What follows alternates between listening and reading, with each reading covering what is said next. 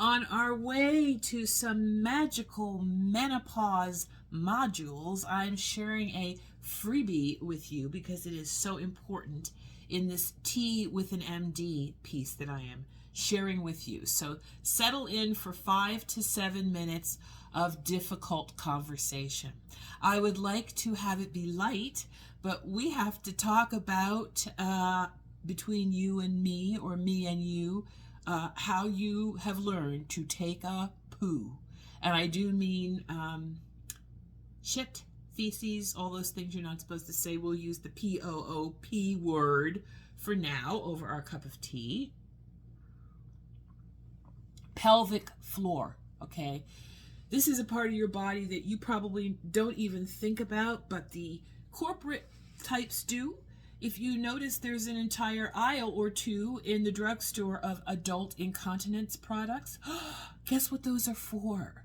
Those are for women who sneeze or cough or laugh and have little bits of urine or more. And we all live in dread that that's going to be us when we get old. An old lady who smells like pee. Okay? But we don't get how much of this has been influenced by the doctors and the treatments that we've received. So let's back up a little bit. I said pap smears.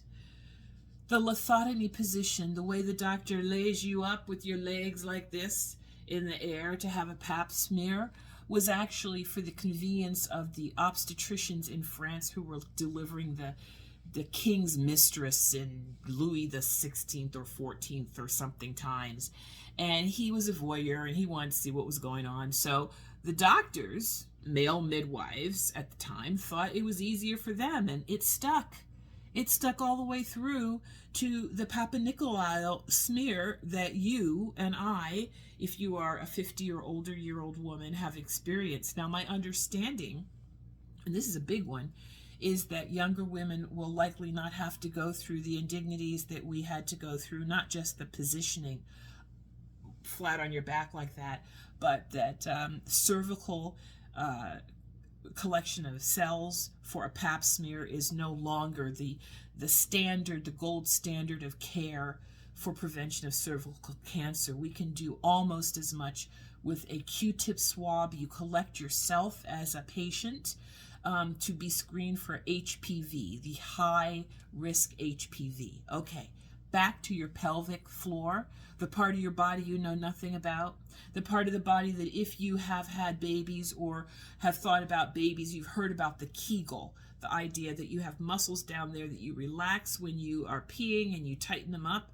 when you can stop your pee and you relax again. Well, they're way more complicated than that. There's one at the front and one in the middle and one near your anus, your asshole. And all of those have been cut in this culture for episiotomies. All of those have been damaged by the chemotherapy agents that we've been given for breast cancers that weren't really breast cancers at all, but that's a whole other topic. And the 2 to 5 years of recommended tamoxifen treatments produce problems with your coochie down there, dryness and difficulty with sex 67% of the time. 67% of the time is not a side effect. Last thing I was looking at, that's an effect. Again, just stop to breathe because this is a lot. And last and hardly least, the person who contributed to the invention of the modern toilet, Thomas Crapper, I kid you not, that's where the term comes from, produced something that was like sitting in a chair. But that's not the angle that is best for you when you are pooping. The angle is more of a squat. So there's a whole movement out there now about squatty potties, all different ones, anywhere from $19 at your Walmart to $100 and something over at your Bed Bath and Beyond. But the point is, you need to get your body in a position that's not like sitting, but it's like squatting. You can do this by raising your feet on a standard toilet in front of you about 6 inches in the air, and that's what the squatty potty does. I swear by it, and that also, along with better hygiene, I'm talking nutritional hygiene, knowing what you're eating and not allowing yourself to get constipated, makes huge difference as we age. And this is something that women should be. If I were younger, I'd be doing it in my 35 years, looking forward to make sure I'm taking care of that part of my body, my pelvic floor. Don't let anybody cut through it.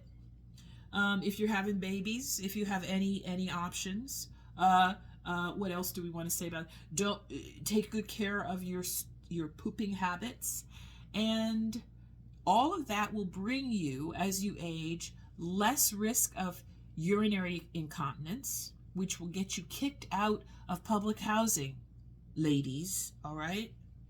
Less risk of fecal or poop incontinence. If the urine was going to get you in trouble, you know you're going to have trouble with stinkier stuff.